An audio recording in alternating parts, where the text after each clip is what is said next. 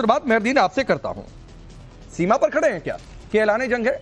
कोई कह रहा है सूली पर चढ़ा देने वाली बात, कोई कह रहा है कि सिर पर कफन बांध लेंगे।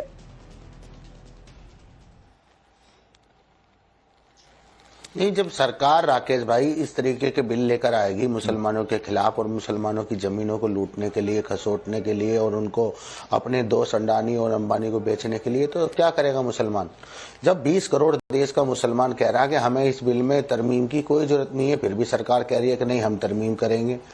देश के विपक्षी पार्टियां कह रही हैं कि नहीं, वो मना कर रही हैं, वो भी मना कर रही हैं, उनको भी कॉन्फिडेंस में नहीं लिया, फिर भी सरकार कह रही है नहीं हम करेंगे। तो वो करेंगे तो हमारा अधिकार है, जो संविधान हमें अधिकार देता है, जो हमारे देश का कानून हमें अधिकार देता है प्रोटेस्ट करने का, हम भी अपना प्रोटेस्ट करेंगे। अरे प्रोटेस्ट करेंगे ना कि ऐलान जंग करेंगे? प्रोटेस्ट था, अब प्रोटेस्ट करेंगे कि ऐलान जंग करेंगे? होगा प्रोटेस्ट करेंगे, ऐलान जंग करेंगे। और 20 करोड़ मुसलमान की बात मत करिए, तरीके से 20 करोड़ मुसलमान नहीं, क्योंकि बड़ी तादाद में मुसलमान सड़क पर पटाखे फोड़कर मिठाइयां खिलाकर जश्न मना रहे हैं। तो सारे मुसलमानों की ठेकेदारी मत लीजिए कि 20 करोड़ मुसलमान कर रहे हैं। अरे देखिए राकेश भाई, सुनना ज्यादा आपको सुनना ज्यादा चाहिए और बोलना कम चाहिए। और वो नहीं सिखाइए नहीं भाई, मैं सुन रहा हूँ।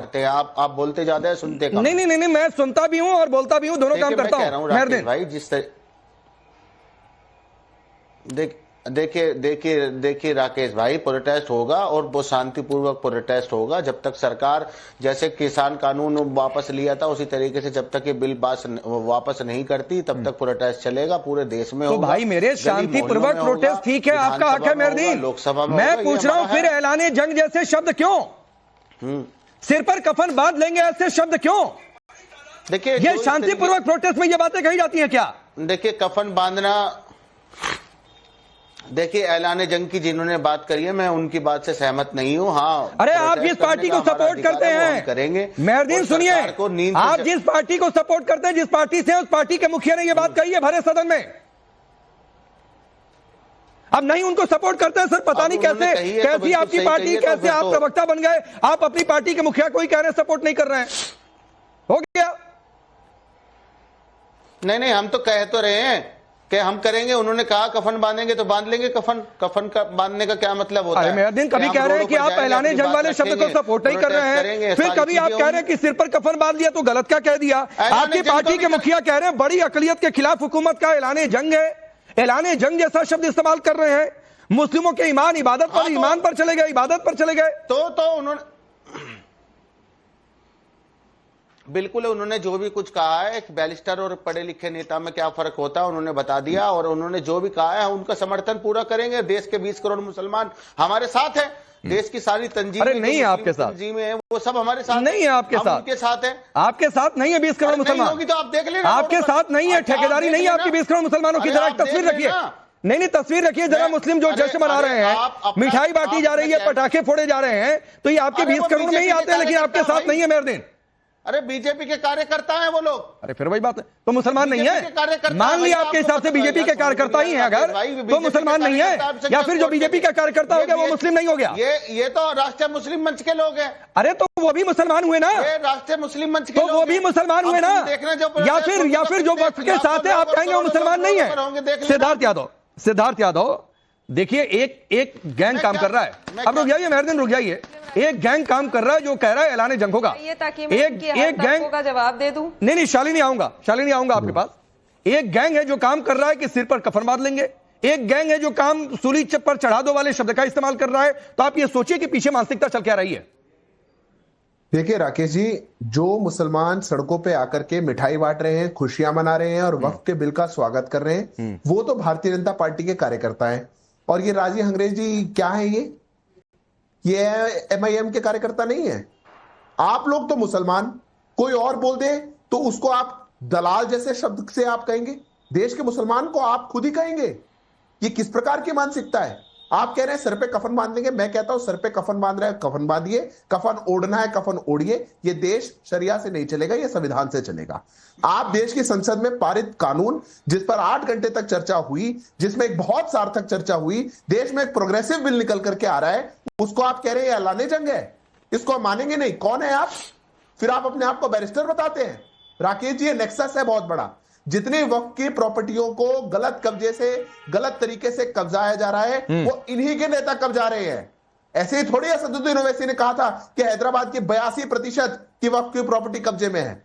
मेरे पास डेटा है पूरा, भोपाल में कितने कब्जे में है, लखनऊ में कितने कब्जे में है। पहले आप जाएंगे सेक्शन 40 के तहत, आप कह देंगे कोई भी जमीन वक्त की है, वक्त की उसको बना करके, और फिर आप लोग उसको कब्जा लेंगे। देश का गरीब मुसलमान, बोहरा मुसलमान, अखाग्नी मुसलमान, देश का पासमानदा, महिलाएं, उनको तो कुछ नहीं मिलेगा। मिलेगा किसको? असदुद्दीन ओवैसी को। मिलेगा किसको? अबू आजमी को। मिलेगा किसको? आजम खान को। मिलेगा किसको? हाजी रंगरेज को। आप लोग आनंद लेते रहें, देश की संपत्ति को लूट खसोट कर उसका आनंद लेते रहें, और फिर कहें कि 20 करोड़ मुसलमान हमारे पीछे खड़ा है। कहां खड़ा है? वोट तो आपको 2% भी नहीं मिलता। ठीक, आप जाते हैं, आपकी जमानतें जब्त हो जाती हैं, चुनाव लड़ने जाते हैं, आपको कोई वोट नहीं करता, और वैसे 20 करोड़ मुसलमान आपके पीछे खड़ा है। ये देश के गरीब मुसलमानों के हित के आया हुआ बिल है। आप लोग अपनी राजनीतिक रोटी सेकना बंद करिए, और जब राजनीतिक रोटी और राजनीतिक हितों से आप ऊपर उठ जाएंगे, देश के लिए सोचेंगे, तो मुसलमानों की भलाई के लिए और देश की भलाई के लिए आप इस बिल का समर्थन करेंगे। ये देश की लोकसभा से पारित है, आप कोई नहीं है कहने। बोलिए मेहरदीन, बोल लीजिए, आप भी बोल लीजिए।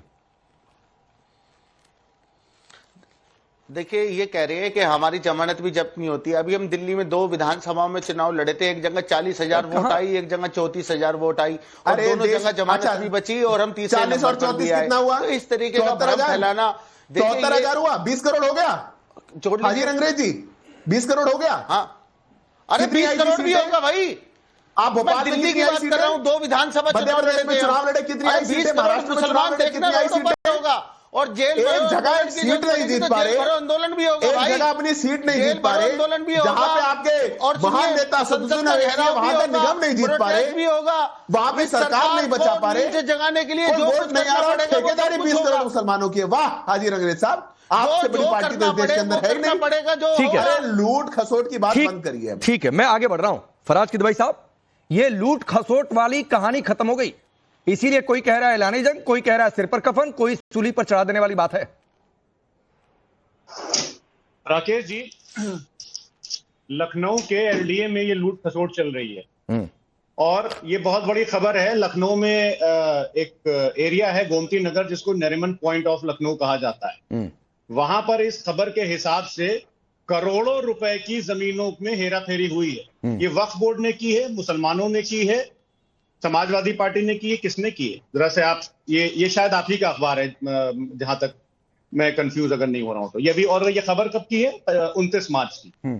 तो लूट खसोट तो इस पूरे देश में चल रही है। भारतीय जनता पार्टी की 11 साल से जो सरकार चल रही है, सरकार के हर, और ये मैं थोड़ी ना बोल रहा हूं, ये तो भारतीय जनता पार्टी के अभी एक विधायक जी थे, उन्होंने भी बोला कि इससे ज्यादा करप्ट सरकार आज तक नहीं आई है। तो आप सही बोल रहे हैं, लूट खसोट तो चल रही है पूरी तरह से। वो एलडीए वाला देख लेंगे फिर कभी, उसका भी हिसाब किताब किसी दिन कर लेंगे। अभी वक्फ वाली लूट खसोट पर आ जाइए। नहीं, कर लेंगे ना सर, कर लेंगे, किसी दिन खबर आ जाएगी, वो भी कर लेंगे। आज वक्फ टॉपिक है, तो वक्फ में लूट खसोट पर चर्चा कर लीजिए, वरना कैसे लूट खसोट चल रही थी वो भी अभी सामने रखूंगा। मैं आपको बता रहा हूं कि आप कभी नहीं करेंगे। नहीं, कर लेंगे ना सर, आप आइए ना वक्फ पर, अभी आइए वक्फ पर लौट कर। हम वक्फ, अरे आ रहे हैं सर, आ रहे हैं, आइए, बात होगा जब। अब सुनिए, टाइम्स नाउ